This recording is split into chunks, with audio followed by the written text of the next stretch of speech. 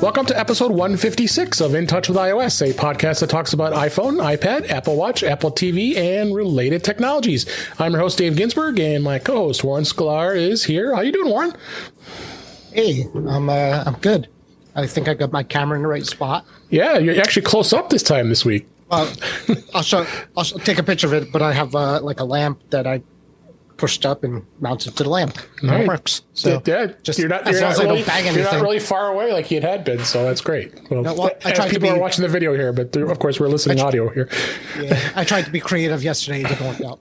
Yeah, but I want to welcome a brand new guest to the show this week, Mr. Dan Wassink from Dan's Tutorials. Dan, thanks for being here. How are you? No, thanks for the invitation. I'm well. Yes. Well, good.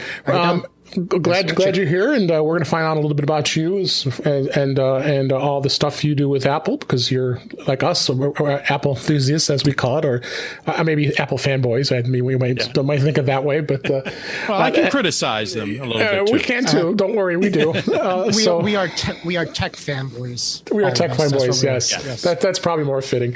But Dan's got a great tutorial site that he does all kinds of great videos called Dan's Tutorials. We're going to talk about that a little later, and you can find out a little more about that. So, but we got news of the day, and we got a couple things. Dan's kind of I don't know if you say an expert, but you're very, very well knowledgeable of Apple TV. So we're going to talk to you a little bit about some of that stuff. You actually presented to my Apple user group a couple weeks ago. So thought it only fitting. We'll share that with the audience as well. So, and we'll do all kinds of other fun stuff like we always do on the show here. So let's just go jump right into the news for this week. And we talked about this story yesterday on Mac Voices Live, and I thought, it might be fitting that we talk about it here today. So this is a 9to5 Mac.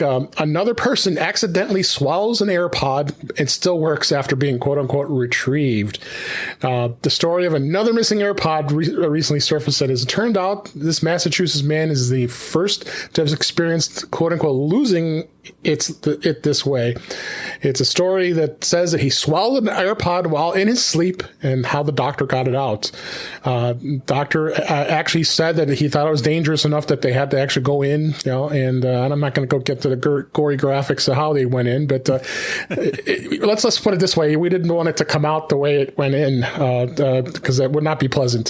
So they actually retrieved it, and lo and behold, it still worked.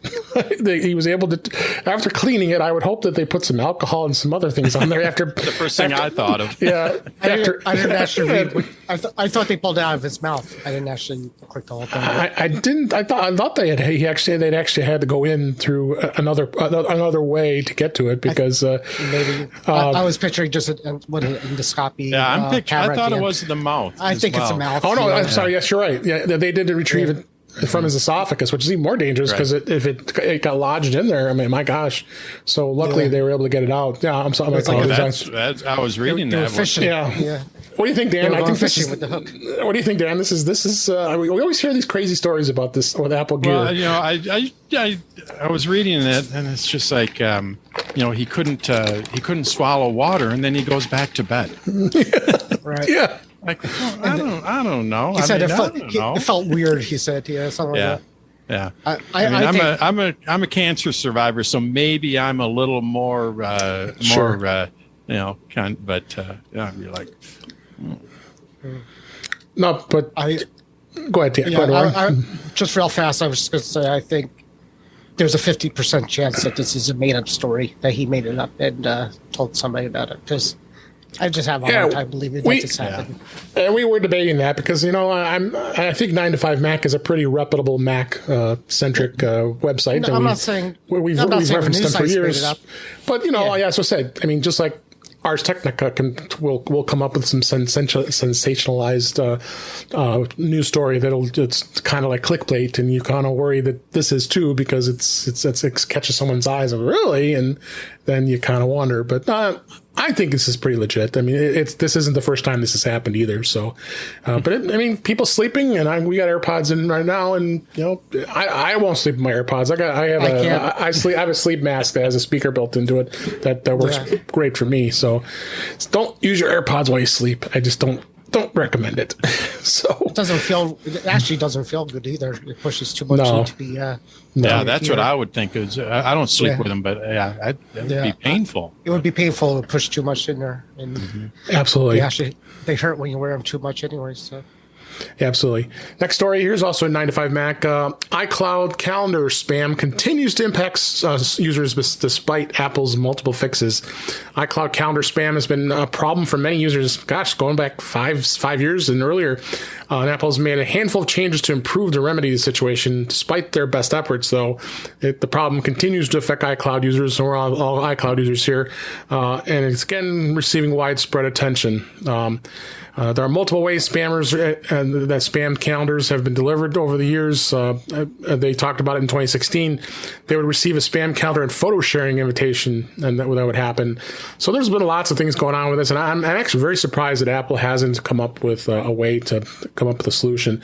They even published a YouTube video about this and saying that how to open the calendar, tap the event, and unsubscribe. That's almost like saying, hey, everybody, I'm a real person. Now I know who you are. What do you think, Dan? This is just such a problem. Yeah, it's just that battle. Just don't open anything up that you're not familiar with. It kind of just goes along that line. Just be cautious with that kind of stuff. I don't know what they could do though. I mean, what? Other than just annoyance and having crap in your calendar. Yeah. What do you think, Warren? I remember like 5 years ago when some of my users showed me this. I'm like, no, you're crazy. You put that on your calendar when it first came out, because it's like you put it there. There's nothing Apple could do that will allow that to happen. And then we saw that happen. But what can they do? What the users could stay away from clicking things they shouldn't be clicking. That's how they get That's how they get that thing. I think Apple needs to. The only thing why don't they just put like a prompt saying you're about to add this to your Apple calendar? You almost have to. Yeah, I mean, but anytime you subscribe to a calendar, you should say sure. And I think that would.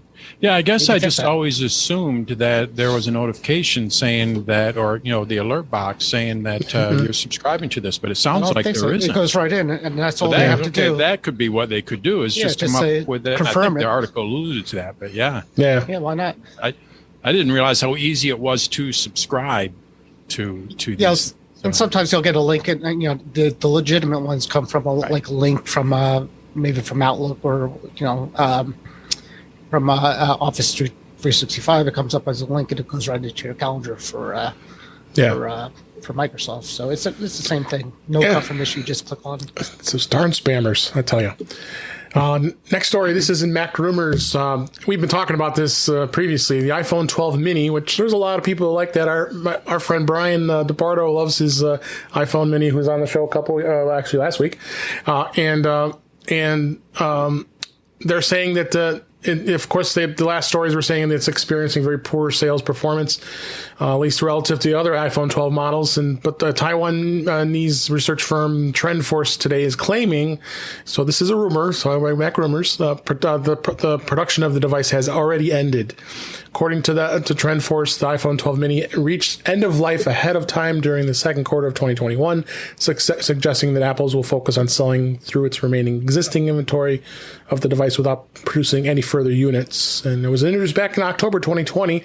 I thought it was a cool little phone, but not everybody likes those small 5.4-inch screens. It really caters to a very small audience. But it'll continue to remain on Apple's website. Again, this is a rumor, so there's no real solid thing. So what do you think, Warren? You and I both like our iPhone 12 Pro Maxes, so this is just... Yeah, I could barely see the big ones anymore. So I think, the Apple did two things. I think they purposely put it out knowing that it may not sell well, as almost to like, okay, we'll appease you. And then now there's kind of like, see, nobody really wants it. Yeah.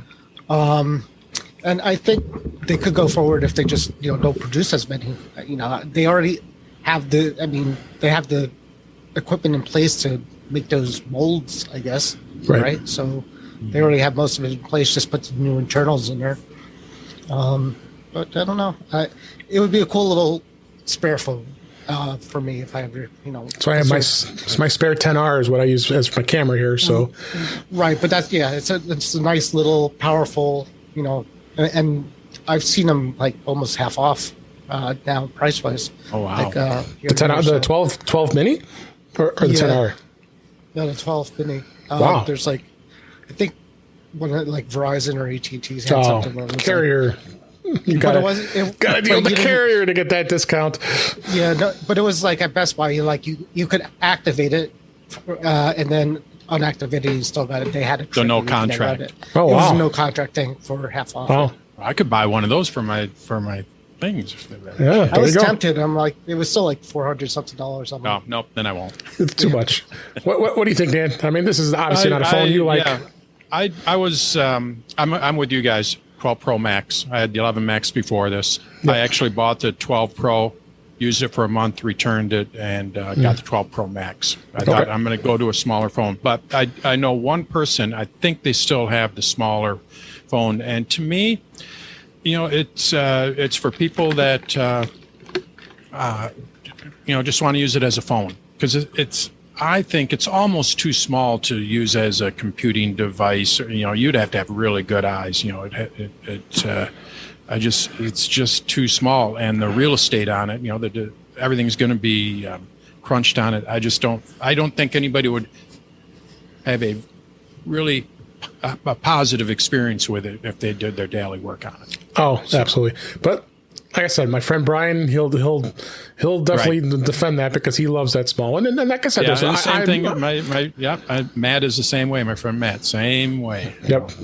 He's the only person, and I know a lot of people with iPhones. That's the only one. Absolutely.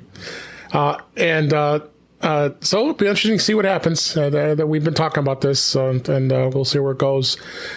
Speaking of another bug, this is a Mac Rumors iOS bug causes specific network name to disable Wi-Fi on iPhones.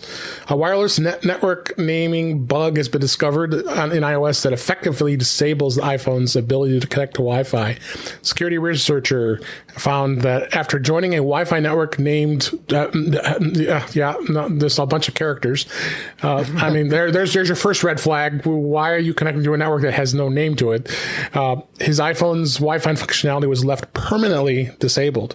Changing a hotspot's SSD did nothing to correct the problem. Even a rebooting failed to make a difference, according to Bleeping Computer. Other users were able to replicate the issue and have suggested that the bug could have been related to the initial use in the network name percentage sign, which leads to an input parsing issue whereby iOS mistakenly interprets the letters following the percent as a string format specifier. So, this is interesting. I mean, first off, hello, don't connect to a network that doesn't have a clear name. What do you think, Dan? This is crazy. I would agree, but it's nice that people find these. It shouldn't be there, and it's a bug. But yes, absolutely, don't connect to anything. It's like we were talking about earlier. Don't open up a calendar invite that looks suspicious. Don't open up mail. Right. A document that and don't connect to a website that you're not familiar with. Let's just say. So, with Warren and I both being IT professionals, it's not something we tend to recommend that you connect to Wi-Fi. What do you think? I connect to whatever. Well, I'll connect to. You would do it because you live on the edge, the beta edge. Well, I mean, who hasn't joined a network here and there? I think this guy was doing it maybe purposely to discover something. But and something else Apple did with a text, right? A couple of years ago, they got a message, a text message that froze up or something. Yeah. So that happened. And you didn't mention that it could be fixed by doing fixable by doing the reset the network resettings, right? It is fixable, and Android phones didn't seem to be affected by this, so that's interesting. So the code is really someone who's playing a little game to just make misery out of our use of our iPhones here. There was an intern at the Wi-Fi portion of Apple that said this would be fun. Yeah. And then another story of Mac Rumors, and not surprisingly here, the the list keeps getting longer and longer. The Fox Now app is no longer supported on the 3rd generation Apple TV. So the Fox Now app has been removed, has removed support from the 3rd generation Apple TV, with the app now only compatible with the 4th gen and higher of the Apple TV's set-top box. No surprise. And existing installs on the 3rd gen will no longer work. So if it's there, you try to launch it and it won't work. It will no longer work. YouTube is gone. A lot of others are gone. I think everybody has to all intents and purposes. It's just like, I seem to remember someone posted on Mac to the Future about the 1st gen Apple TV asking, could I do anything with this? And yeah, it's basically a paperweight. Dan, what do you think? I think the 3rd generation is history. I mean, that's progress. Sure. I think that there's a couple things, like YouTube changed some of their stuff, which couldn't, the old Apple TV couldn't handle it, and the same thing with the Fox Now. Yep. But unfortunately, on the surface, the Apple TVs they haven't changed. So to someone, it's like, why is this no longer working? Although on the back end, as you guys know, in IT, there's a lot of changes that happen on the back end. So, on the surface, it's unfortunate. It could cause some frustration with people not fully understanding what's going on. But yeah, absolutely. Yeah. What do you think, Warren? They're renaming it the Fox Not Now. Not now. It doesn't delete it off of the Apple TV, does it? I thought I saw in a comment that somebody said it deletes it off of the Apple TV. It must, after, like, maybe probably sending the signal through, because that's how those apps. That's how those apps. They can actually delete apps off the Apple TV. I thought so. I think that's how the 3rd gen and older were always working. Even the 2nd gen was like that too, because we had no control over the apps like we did when the 4th gen came out. So. All right, and then speaking of YouTube, this has always been a pain point of being able to do picture-in-picture with YouTube on iOS. It's now coming to all U.S. users. Hallelujah! You don't have to be a paid premium subscriber, which I am, so it didn't affect me. But so after a long wait, YouTube for iOS is officially gaining picture-in-picture support, allowing all users, non-premium and premium subscribers, to close the YouTube app and to continue watching their video in a small pop-up window. What a concept. And they gave actually a statement to Mac Rumors. YouTube said that the picture-in-picture is currently rolling out to all premium subscribers on iOS, which it already was, and a larger rollout to all US iOS users that will take place soon, which is good news. And you have an app pick for YouTube in a little bit there, Dan, so you obviously are a big YouTube guy. What do you think of this? Well, I'm not a premium subscriber, but YouTube user. There's just a lot of stuff there. And this is one of those finally. I'm not a big fan of finally. That seems to be the catchword for titles and link dates and all that. But this is one of those that deserve it. Yeah. Finally. Yes. Absolutely. And what do you think, Warren? That this is good news? It was actually the only reason I was considering going Google Premium at one point, is because it annoyed the hell out of me. So I'm excited for it. I opted to. I like being a premium YouTube subscriber because I just can't stand the ads, and it's such a pleasant experience. And the YouTube Premium not only includes eliminating all the ads, but you also get YouTube Music, and I also have Apple Music and access to that as well. So I get big, very large catalogs between two services, but I don't mind it. It's not too terribly expensive, and more so because I like the no commercial experience. So, and then Shazam, which of course Apple purchased a while ago. The music discovery service has now surpassed 1 billion Shazams per month.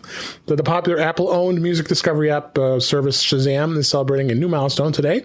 This was a couple of days ago, surpassing more than 1 billion Shazams per month and a total of 50 billion tags since the app was first launched. And I remember Shazam having that. That was one of the first apps I ever put on my iPhone. Was that, and that's good news. And they really have done a really good job of integrating it into the Apple into iOS. You can now have it as part of in the control center, so you can actually listen to a song just by tapping it instead of having to launch an app and do it. So they've really done some really good integrations with Shazam. Do you use Shazam, Dan? Do you like it? I do a little bit. I'm a Spotify user. Okay. I do have a subscription to Apple Music as well, but my car is Spotify, so I can't Gotcha. use Apple Music in there. But I actually used to when I did use it more extensively, I had better luck with SoundCloud. Okay.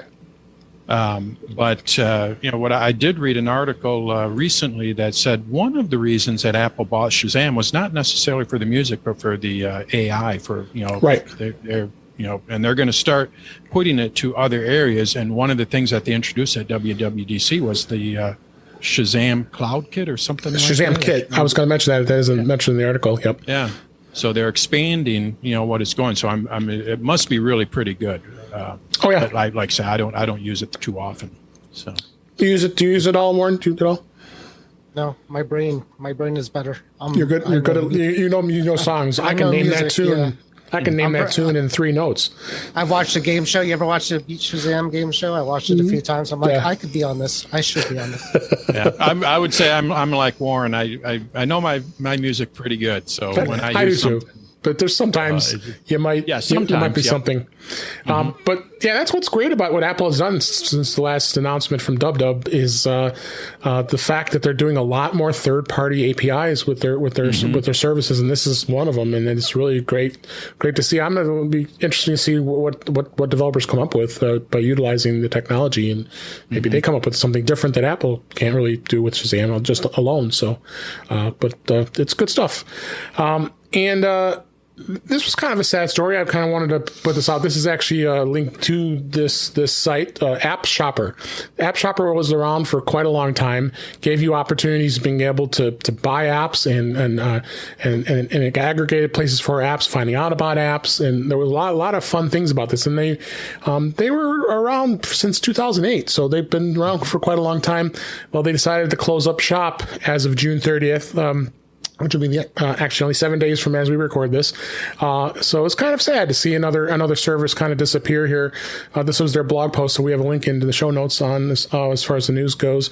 But Apple's really come a long way since this service came out with apps, and then they're doing a lot better job in the App Store and aggregation and stuff. Warren, did you ever use this service? Oh yeah, back in the day. Yeah. Thinking about it, I don't even know how they were self-funding themselves. How they make money. I wondered that too.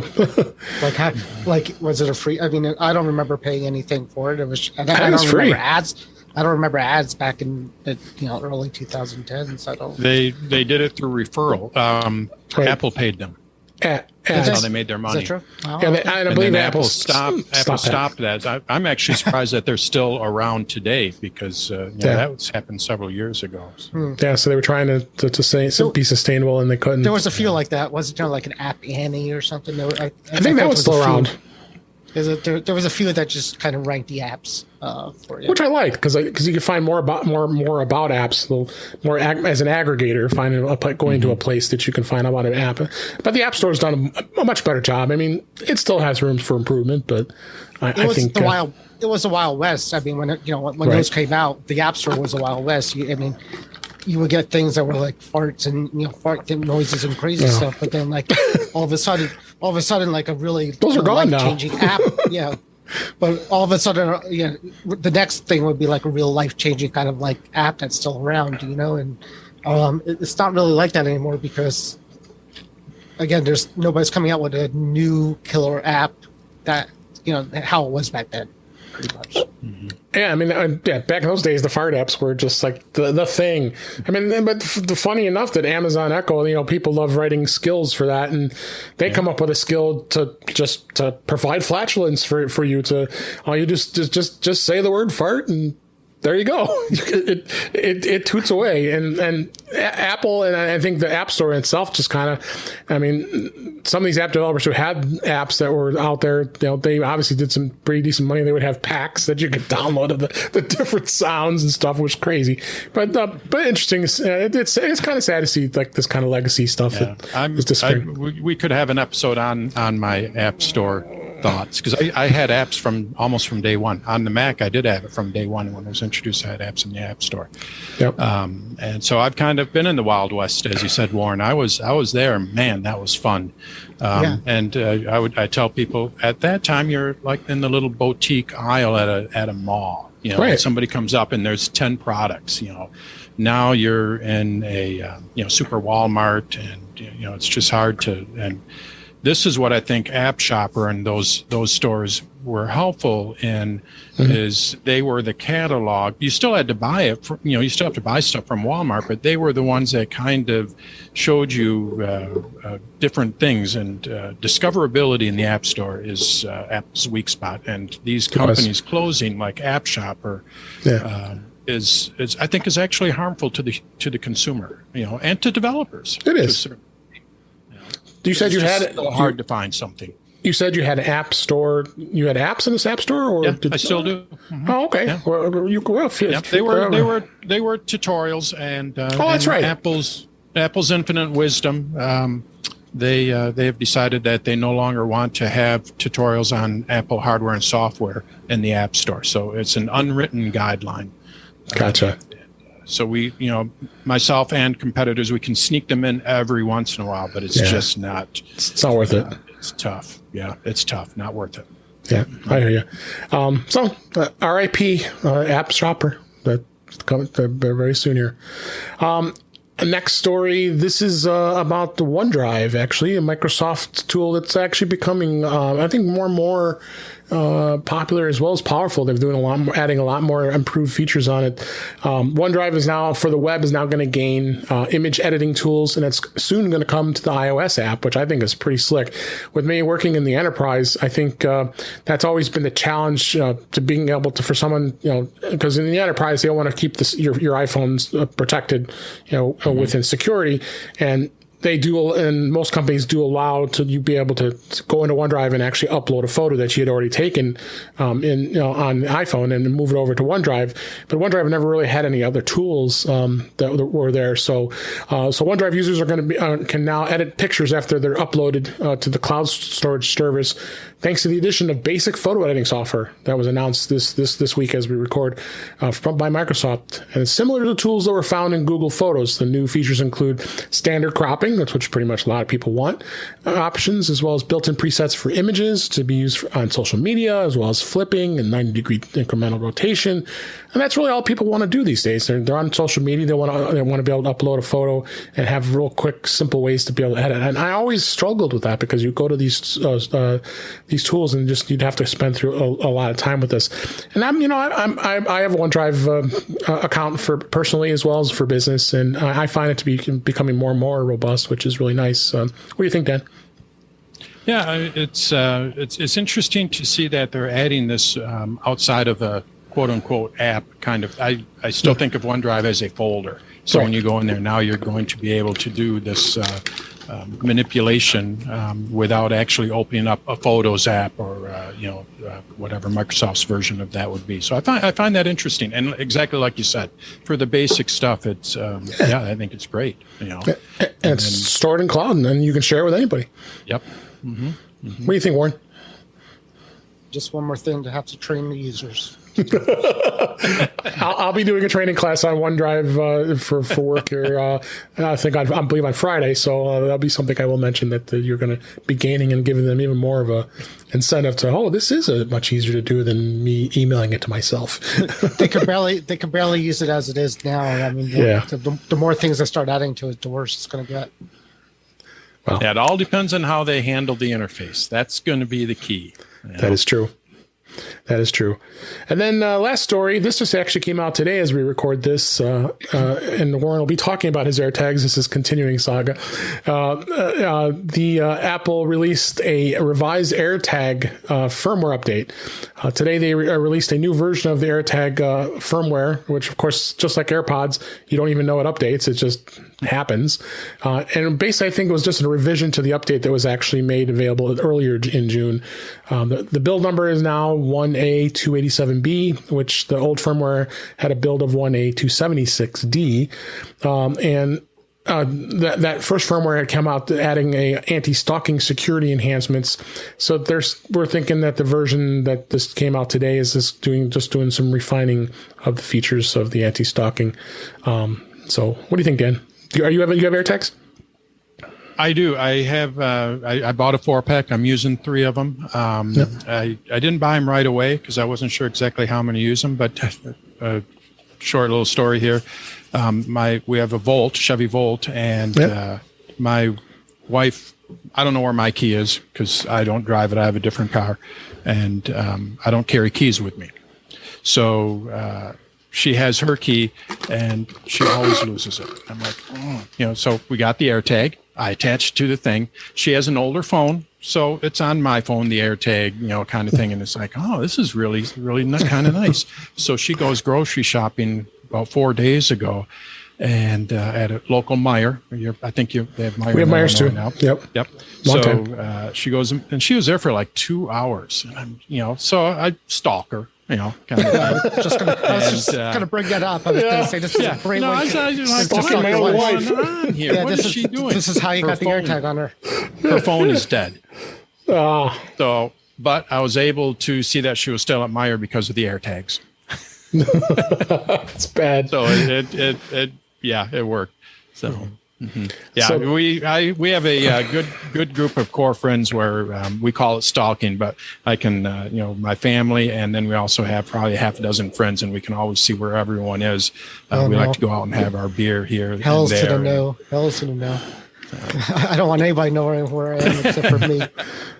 What do you think, Warren? About the update? Yeah, good. Yeah. Well. That was a good lead in, actually, and I moved the story up here, is your continuing saga, for Dan may not know, is Warren was using his AirTag for his dog, and his dog was able to get to it and bite it, or 2 dogs. Well, one dog was able to bite it and destroyed it. But go ahead if you want to share the story again. As far as what's continuing on since you shared it last, that you got Apple to replace it. Right. So I got the 2 dogs. I bought the 4-pack. One I kept for me to put in my bag. One I gave for my mom for her dog, and the other 2 I put on my dog. And I bought, of course, I had to buy the Apple leather hearing holder because why not? And so I put it on there. And the puppy, which we got for COVID, found a way. I didn't know this, but she found a way to chew on that tag to get to it. So she was chewing on it. And I noticed that her tag did not update as much as the other ones. So I figured I'm going to take it off and see what's wrong with it. Took it off. The thing was all chewed up. But it still, beeped. And, everything was kind of, everything. The inside was fine. It's just the outside. So I decided I was going to unpair it and repair it to see if that fixed the lag. And long story short is it wouldn't repair. In the Apple, you could factory reset it. You could take the battery out a few times. It just never worked. So I called Apple after going to the store. I called them. They told me to call them. They're going to ship me a new one. I got to ship the other one back. So the question is whether they're going to keep the $30 deposit I put down when they get the chewed up one, or if they don't. So we'll see. Oh, and you'll report back to let us know. Well, I get it's in the mail. I should get the new one tomorrow, and I'll send the other one back. It is what it is. Hey, $30 worth giving it a shot. Yeah, exactly. So, because we have a brand new guest this week, we always do this on the show here when we have a new guest. We want to find out a little more about them in relation to what makes them tick with Apple stuff. And you said earlier, Dan, you have an iPhone 12 Pro Max. Is that that's your daily driver, and you're enjoying it? You're enjoying that like we are? Absolutely love it. Me too. Absolutely, we do. We both do. Mm-hmm. I'm a hobbyist photographer. And I have 3 mirrorless cameras, Panasonic Lumix, and I can't tell you how many lenses, thousands of dollars in lenses. I got DSLR sitting in the closet. Yeah, they're sitting right, 6 feet away from me, and I think I haven't pulled them out in about 2 years. Same. Just the iPhone is just phenomenal. Now I have bought it since then. I bought it like a 360 camera. I have a camera problem. The Insta 360. And, I think we all have technology buying problems. So yeah, maybe that's what it is. We'll get him together with Guy. And compare. Our friend Guy Searle has a problem with microphones. He must have 300 microphones, and I'm not exaggerating. One a week. He buys at least one a week. When he finds a new one that pops up in the Facebook feed, he's buying it. So, you have an iPad, I assume, too? Yep, I have an iPad Pro, the 12-inch, not the latest one, but the version before that with the keyboard. An iPad Air, which is what I do my recordings on, an iPhone 11, and I got a stack of iPhones, older ones that, my wife is on a MacBook Pro. I have an iMac in the kitchen.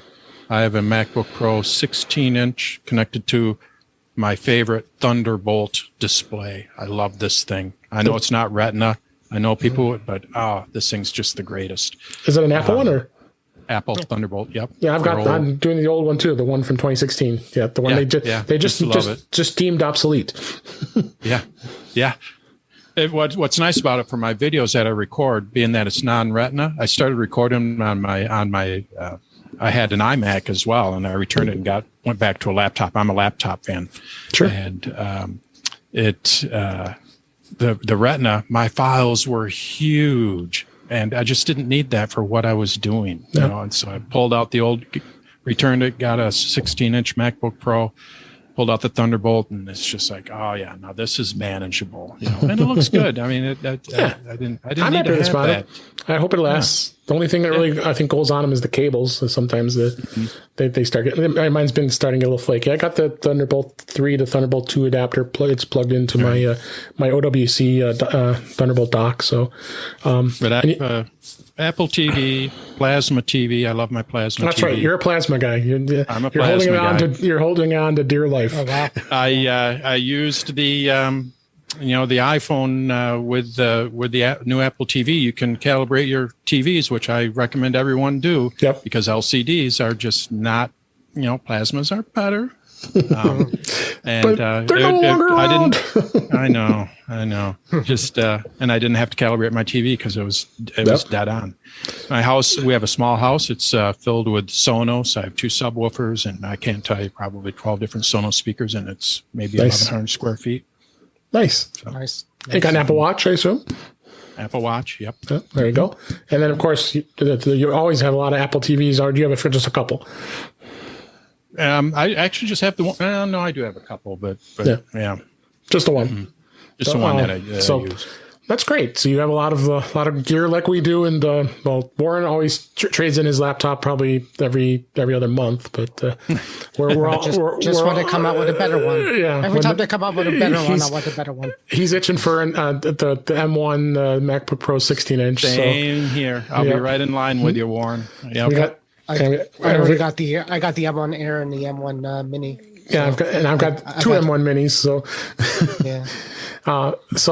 Very cool, very cool. Well, again, really glad you're here, and we'll talk about your stuff in a little bit here. But let's move on and talk a little bit about beta, because as you don't know, Dan, Warren lives on the cutting edge of beta, so he installs beta on everything. Very excited by the betas. He gets extremely excited, and this is not just the side device. This is his primary nice. daily drivers on all his devices. On your watch too. Too. Whoa! Yes, he's a beta guy. On the edge. Yes. So you only live once, and it's exciting, and I like to see the new stuff. And it's been a long time since I regret doing it. There was one year where it was bad, and my watch wouldn't work and all that. So, but it's been fine for the last at least 3 or 4 years. For the most part. Like he always says, just do it. I have it on my iPad, but my iPad is not something I use on a daily basis. Well, yeah, I do use it, but not for production or not. When you're when you're good enough, you'll find alternatives for things that don't work. 1 year the phone wouldn't make phone calls for a little bit. That was a problem. Right now, Salesforce doesn't open. That's the one thing I use at work. that's kind of a pain. That's a problem. It's a problem, but I borrowed another old iPod Touch or iPhone and just put Salesforce in that, put it in my bag. So there's ways around it. Is what I'm saying. And I haven't. Obviously, I'm chomping at a bit, waiting for the next beta. It's been 2 weeks, so I don't know what kind of schedule it could be on here. I was hoping it was. I'm almost ready to install it on my phone, but I need beta 2 or beta 3. So I was hoping it would. I thought it was going to be today or yesterday, but maybe tomorrow. It's been 15, 16 days. It's over 2 weeks since dub. So, but the thing is, 14.7 beta 3 is still out there and has not been released out to the to the public as of yet. So I'm anticipating any time now. I would think that 14.7 will finally be released. I would think they would do that first and get that off the books, because then they can focus 100% on iOS 15 and just let the incrementals come out if there's any bugs found in 14.7. So it'd be interesting to see where that goes. But yeah, I mean, like you said, beta 1 is out. It's been about 2 weeks now, and the public beta. So people who want to be able to do beta testing and really want to live on the edge and don't want a developer account like we all have, you can anticipate that's probably going to get released. Who knows? They might even wait until the public beta comes out before beta 2 comes out too. That's very possible. Hard to say. So, Dan, anything so far? Have you been using iOS 15 on any device so far? Have you had a chance to play with it at all? Or me? I have it on my iPad. Just iPad. Okay. Yep. Just the iPad. And I love the multitasking. Even to me, the gestures haven't changed too much, but being that they're gestures, you forget how to do it unless, it's muscle memory. And if you don't do it on a regular basis, you're not going to know it. And you can't expect new people to know that. So the 3 dots at the top to me, I absolutely love that. And I think multitasking is going to be far better now because it's going to be front and center. Safari, I'm curious, with Warren using the betas, I'm not sold on Safari yet. Now it's in beta. A lot of people are complaining. It's if you don't know where to look, I'm not sure if I like the floating address bar in the bottom. I think that's what people are complaining about for the most part. Because your eyes don't go down there and it takes a while to even know what you're looking at. I don't use Safari on my phone usually anyways. I use Edge on my phone. I've been liking it. And I also use Edge on my Mac, so it doesn't bother me too much. So Dan, you wanted to talk a little bit about multitasking as one of our topics this week, as we've led into the topics.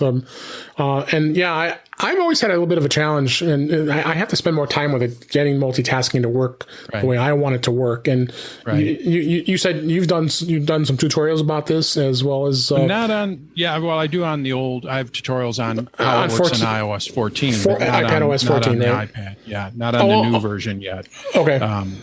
So, and I think that, if you don't use it every day, you're not going to remember that.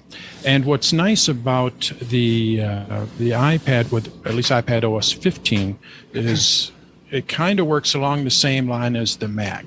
If anyone's ever done the split screen on the Mac, when you invoke split screen, it kind of puts it to the side, and then you choose your other app, and then the other app comes up next to it. Well, on the iPad, it works basically the same way. You tap on the 3 dots, you want to do split screen, it moves that app out of the way. You go and choose your other app that you want, and then it puts both of them up there side by side. So it's very, if you do it on the Mac, you're going to see it's very comfortable on the iPad. But also on the flip side, if you do it on the iPad, maybe you might start using it on the Mac as well, because it does work the same way. So it could be a reciprocal kind of thing. But I would still love to have floating windows where you can move them around. Maybe that'll be in the next year or the year after. I tell people my favorite analogy would be the iPad is last year it was into college, still trying to figure out where it wants to go in life. Kind of thing. It kind of knows where it's going, but not really where it's going to settle down. And I think we're starting to see where it's going to start settling down. Maybe next year it'll graduate from college and it can stand on its own, kind of thing. But Absolutely. Yeah, that's the way that I describe it to people. It's good. But. And I agree with that. But as far as Safari goes, I'm not sold. Our friend Jeff Gammett was talking about that yesterday. Just like, he pretty much says, I hate the new Safari, and he's just not happy with it's just the way it's laid out. That not only on iOS and iPadOS, but on the Mac as well. They've really made some drastic changes to it. And I've always been a Firefox and Edge user on the Mac, and I tend to use Safari on iOS for the most part, but yeah, I agree with Warren with your comment about the floating bar is going to get a little bit of getting used to, because that's quite a bit different than what a lot of people are used to on that. So the problem is going to be with that iCloud Plus that they introduced. Right, only we talked about that. Safari. Safari. If you want to take advantage of Apple's privacy thing, you got to use their browser. It's going to be Safari is going to be the new Onion Tor browser. Yeah, that everyone's going to use. They're going to have their VPN. They're going to have their Safari browser. I'm hoping. Go to the deep web. They it's early in the beta. Please, Apple, listen, Apple. Yeah. And then the next topic I want to talk about briefly here is this was actually an article in 9to5Mac about side loading third-party apps and giving. There've been a lot of discussion about this. About a lot of companies want to do third-party app stores and be able to sideload. And in Apple's view, this was published today as we record this. It's undermining iPhone security. Well, I found this interesting that Apple actually published a paper on this, and I was very, very impressed to see that they put this together and actually given a lot of history. And the document says that building a trusted ecosystem for millions of apps and the important role of the App Store and its protections. And I'm a big believer that I think Apple is doing a very good job of keeping things secure and protecting us, because as we know, the Android store is quite the Google Play Store is quite a wild west of apps that are out there. So I was interested to see that Apple actually took the time to actually write up an article. It's more or less a white paper on this subject and giving you its reasoning why they don't want it to happen, but it's going to happen. And Dan, you've created apps before, and you've had them in the App Store. What do you think of this? I think this is something that we really got to think twice about if you're going to allow it to happen. I think if you follow, have you heard of Marco Arment, the developer? Absolutely. So I agree with a lot of what he says with the App Store. It's broken in my mind.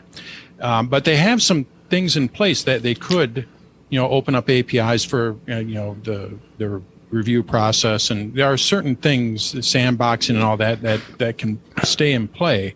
But I think they could offer, side loading or, other things.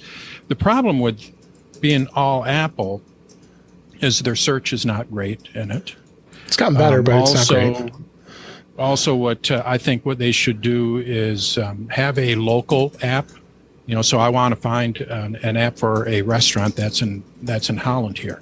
I should be able to search within a local radius, but with no competition, they're not going to strive to make the App Store better. So, by offering other app stores, it can kind of pushes Apple to do a better job. And right now they don't have to do a better job. I think they could I think they could still make apps safe, but still offer some kind of a better arrangement with the developers, Yeah, I agree. What do you think, Warren, on this subject? People think the worst with the side loading, and they're like, what they're going to install, viruses, but malware, things that could access your information that it bypasses Apple's security.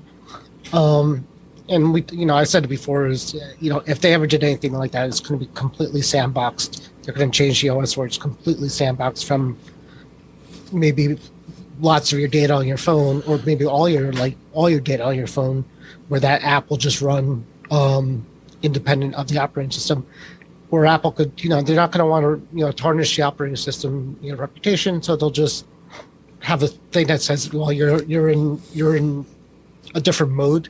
If something bad happens, and it wasn't the operating system, it was the app, because you're running in quote developer mode or whatever they want to call it. Just because they can't just open it up the way it is, because the iPhone just has too much information on it. Right. So they really have to put a firewall between the phone's security and the phone's information and whatever doesn't come from the App Store. If they could find a way to maybe have legitimate app stores out there that, form, or maybe the existing ones that could come on, and Apple could work with, then maybe that. But I don't think they'll ever just allow side loading at all. They might, allow other app stores in, but I don't think they're going to say you can side load something else. It could be something along the line of, the app shopper, like we talked about earlier, through some kind of, they can aggregate, I could build an app store for businesses here in Holland. And somebody could go to that, and then it connects up to, things like that. So it's not a full app store. Well, Android does that too. Like Android has, you could get apps on Amazon on Android. It's the Amazon App Store basically. That's on the platform, and it's a legitimate source, and it's downloading directly from Amazon. So, something like that, I think, and exactly, the App Shopper could be an app that will host the apps, and Apple could say, does Apple have to approve it? Apple has to trust whoever is going to approve. I would say apps. Apple still has to host the app, just like what they're doing now, and so let's go through Apple's review process. But they have to take the subjective stuff out. Like, I'm biased, but I think my tutorials should be allowed in the App Store. There's no harm. I have thousands of people that love them, not to brag about my stuff here, and that isn't why I'm here, but truly people love what I do. And, Apple just decides no, because they want to control the information that goes, so they could still have the approval process and all that, but these other stores through an API or something could aggregate it for different things. You could have an app store for business stuff, an app store for this. But if Apple's still reviewing it, then you have the problem of the cut of the 30% that everyone's complaining about. Yeah, no. So if they didn't have that 30% in there, then nobody's going to be clamoring for an app store, a new app store, because that's the biggest complaint is for the developers or. Well, App Shopper was getting like 2 or 3% out of and it was just a referral. Maybe it was 5%. They weren't making a lot of money, But Apple cut the 30% down to 15% for businesses under $1 million. Yeah. So it takes a cut out of Apple, but sure I think does. it would make the App Store stronger. Well, we'll definitely see where it goes, and third-party apps and the offloading and side loading. Who knows with the stuff that's been going on in Congress with the forcing Apple to you can't install your apps when you get a new device and all that crazy stuff. It's just going to get crazier and crazier. So we'll see where it goes. We're getting close to the end of the show here, but I want to make sure we talk about Dan's tutorials, as well as I want you to talk a little bit, and we've got a link in the show notes to this great tutorial you did on the Apple TV Control Center that you did a great presentation for us again at the Suburban Chicago Apple Users. Tell us a little bit about the App Store App Control Center. I think the Apple Control Center is they've really come a long way this in tvOS with Apple TV. And if you want to get briefly tell people about it, and like I said, we'll have a link in the show notes to be able to have people take a look at that too. So. Yeah, what it is, and it's kind of funny. So I did the presentation for your group, and I didn't have a lesson on my site for this control center because I never used it. So I went and created one, and now it's on the site. See, you're a magician. Yeah. Well, it's one of those things where it's kind of hidden. You have to hold the TV button down for a few seconds, and then it kind of comes out.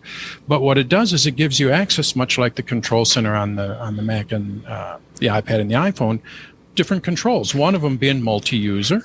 Right. So people probably don't realize that the Apple can support multiple users. So I can have coming up, up next for me, and then my wife can log in or switch using the control center, and then it's going to have, whatever is up next for her, kind of thing. So you can kind of cater. And if you have children, you can add restrictions to the children, account, and it's all done through the control center. You have AirPods, as both of you are wearing them.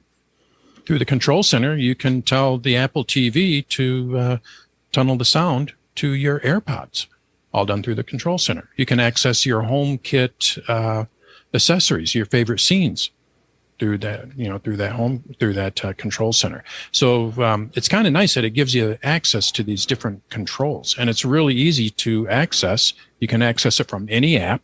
And all you have to do is just hold down the TV button on the remote for a few seconds, and it'll slide out from the right, and you have all of your controls.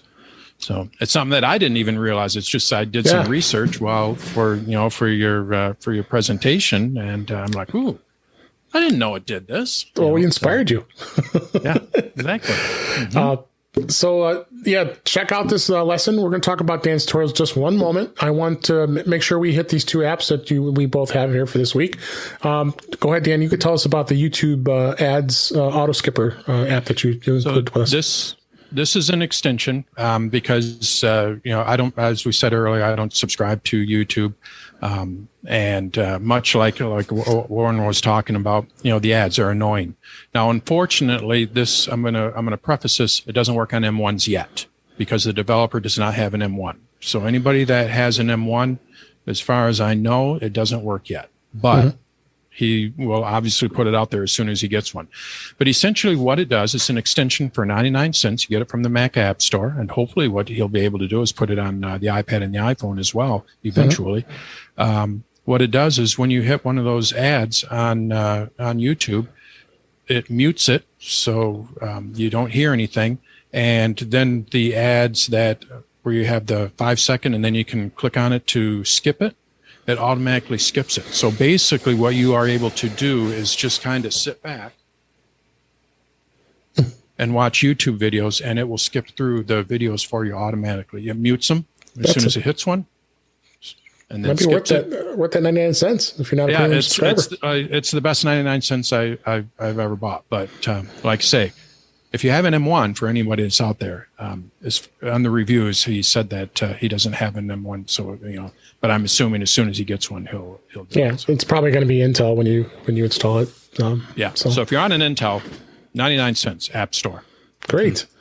My app this week is actually, I linked to a story about NetNewsWire. NetNewsWire is probably one of the de facto RSS readers, and I use a lot of news aggregators. That's what I use. I use News Explorers is the one I use through that, which is available through SetApp on both Mac and iOS. But NetNewsWire has finally added some really good features to being able to sync things to iCloud, which was finally, they hadn't been able to do that. You also can integrate with Twitter and Reddit. And if you want to get more granular as far as some of the news stories, which I really like, I want to start doing more of that because, you tend to find a lot more stories on Twitter than our standard defaults. Like what I do is looking at Mac Rumors and 9to5Mac and Mac Observer and so on and so on. It's a great app and it's free, which is just pretty amazing that they did charge for a while, years back. And then of course it kind of went on the wayside for a few years, but then the developer decided to bring it back, and it's available on iPhone and iPad. And it's great. Check it out, and we got a link in the show notes for that as well. So, but that is the two apps we have. Let me go ahead and wrap things up here, and we'll bring this show to a close here. That's a wrap for this week. Please send your comments, questions, and suggestions to our email address, feedback@intouchwithios.com. You can follow us on Twitter @intouchwithios. You can subscribe in your favorite podcatcher, including Apple Podcasts and many others. But better yet, go to our website at intouchwithios.com, where all the links to all the ways to listen to us are there. I am Dave Ginsburg, and you can find me on Twitter @DaveG65. I saved it to the end, Dan Wassink. Thank you so much for being here. I'm going to give you opportunity to tell everybody about Dan's tutorials and what they can do to check out what all these great you have over 2,000 tutorials. That is pretty amazing. I've created over 2,000 lessons. Basically, what happened is I was working at Apple, and I'll give you the real short story here. Working at Apple, I left you some time. And Apple came out with the App Store, and I started tinkering around. I know enough to be dangerous. Created an app, a pizza calculator, and then the tutorials. I threw out a couple travel apps, and the tutorials really kind of stuck. I have a knack for helping people with that. Maybe it's a little bit of the Apple training, whatever. So I've been creating these tutorials for over 10 years now. That's great. And Apple stopped approving apps for their own. I'll start over. I started putting stuff online because I saw the writing on the wall. Apple was not approving my stuff anymore, and it's not even me; it's other my competitors as well. Other content providers. Yep. You do not find it's hard to find the tutorials, not like it was back in the Wild West. So anyway, I created a site, and it was Noteboom Tutorials, my wife's maiden name, and at that time the thinking was, big company, but it's just me. But you have to put yourself as a big company, kind of thing. So Noteboom Productions, and I have my Noteboom tutorials. And I thought, you know what? I was redesigning the site, and everybody knows me as Dan. I answer emails personally. I am a one-man operation. And I thought, Dan's Tutorials. I'm just going to rebrand as Dan's Tutorials. Yeah. So some of, I don't know if you're listening. If any of your listeners know Noteboom Tutorials, it's now Dan. And if you look under the App Store, you go to Noteboom Tutorials or Noteboom Productions. Those are my tutorials. But so Dan's Tutorials is my site. I offer lessons on the Mac, the iPad, the iPhone, Apple TV, and Apple Watch. And I put out usually one or two on a daily basis. New lessons. They're categorized by software. So if you want to learn about numbers, you go to the numbers tutorial, and then I have it divided by device. So you can look at numbers for the Mac, numbers for the iPad, numbers for the iPhone. And I started doing, through the pandemic, these AMAs, Ask Me Anything webinars, getting myself comfortable on Zoom and all that. So I've been doing that over a year. I do that every 2 weeks. And last month I started doing online classes for my members. So this is all awesome. My lessons are free. Anybody can go and view my lessons. Oh, that's great. But when you join the site, you're supporting small business. The site keeps track of what lessons you've taken. You can add notes to a lesson. You can resume your last lesson. You can attend any of the online classes. You can attend any of the webinars. So, you do get more when you become a member. Great. But anybody can go and view the sites. And I have a couple other things up my sleeve that I might introduce next month. So. Awesome. And so anybody can go to danstutorials.com and you can view the lessons. And if you decide to join, the lessons. Tell if you do decide to sign up, tell them that you heard it first on In Touch with iOS, and you won't regret it, because I've been a member too, and then he's got some great stuff out there. So check it out. Really appreciate it. I'm looking at it now. You got a lot of stuff. Yeah, he's really good at it. So, and Warren, go ahead. You can thank, as we always do. You of course, you're on Mac to the Future on Facebook. Nothing going on there, and. What else you got? People asking good questions, people talking about tech, being silly, and that's what we do. So that's a fun group. If you do the Facebook thing, a lot of people are against Facebook, but so be it. Anyways, thanks, Dan, for it was nice meeting you. Definitely. Yes. Well, thanks for inviting me. So, absolutely. Glad you could be here, Dan, and thanks, Warren, for you being here as well. And thanks for everybody for listening. I hope you enjoyed the show, and we'll talk again soon.